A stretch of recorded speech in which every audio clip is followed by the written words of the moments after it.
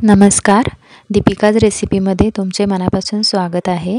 आज बघूयात कोथिंबीर कशी साठवायची. काय होतं, कोथिंबीर आपण बाजारातून आणली आणि ती व्यवस्थित नाही ठेवली तर लवकर खराब होते. इथे मी कोथिंबीरची एक गड्डी घेतली आहे. आता ती निवडून घेणार आहे. कोथिंबीर निवडताना मी पानं वेगळी आणि देठ वेगळे काढून घेते. कारण बऱ्याच वेळा कोथिंबीर छान कोवळी असते, त्यामुळे देठ टाकून देण्यापेक्षा ते कोणत्याही चटणीमध्ये किंवा आपण जे वाटण करतो त्यामध्ये वापरता येतात. या पद्धतीने मी देठ असे काढून घेते. आता बघू साठवून कशी ठेवायची ते. इथे मी एक प्लास्टिकचा डब्बा घेतला आहे आणि त्याच्या खालच्या बाजूला आता एक टिश्यू पेपर घालून घेते. अशा प्रकारे पसरवून घालून घ्यायचा टिश्यू पेपर. आता त्यावर कोथिंबीर ठेवून घ्यायची.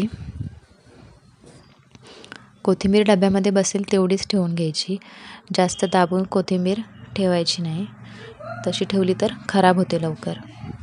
जेव्हा वापरासाठी कोथिंबीर घेतो त्यावेळेस एखादं जर पान आपल्याला खराब दिसलं तर ते काढून टाकावं. त्यामुळे बाकीची कोथिंबीर खराब होत नाही व व्यवस्थित आपली टिकते कोथिंबीर.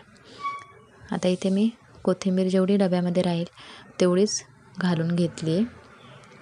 आता यावर एक टिश्यू पेपर पुन्हा घालून घेणार आहे. शक्यतो न्यूजपेपर वापरू नये. टिश्यू पेपर नसेल तर एखादं कापड वापरावं. व्यवस्थित टिश्यू पेपर घालून घेतला की त्यावर झाकण लावायचं आणि फ्रीजमध्ये ठेवून द्यायचा. अगदी 20-25 दिवस कोथिंबीर आहे अशी छान राहते.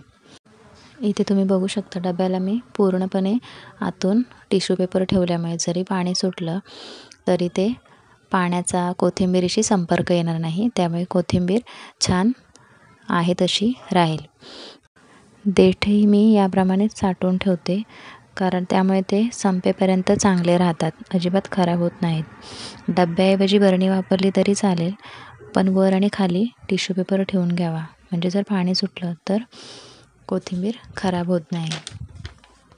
भाज्या जास्त दिवस फ्रीजमध्ये ठेवून वापरण्यापेक्षा शक्यतो फ्रेश वापराव्यात. जर 8 दिवसापेक्षा जास्त दिवस स्टोअर करून ठेवायची असेल तर टिश्यू पेपर बदलून घ्यावेत. तुम्हाला जर माझा हा व्हिडिओ आवडला असेल तर व्हिडिओला लाईक करा व माझ्या चॅनलला सबस्क्राईब करा.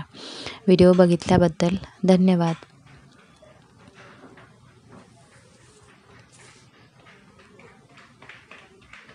पुन्हा भेटूया अशाच एका नवीन व्हिडिओसोबत.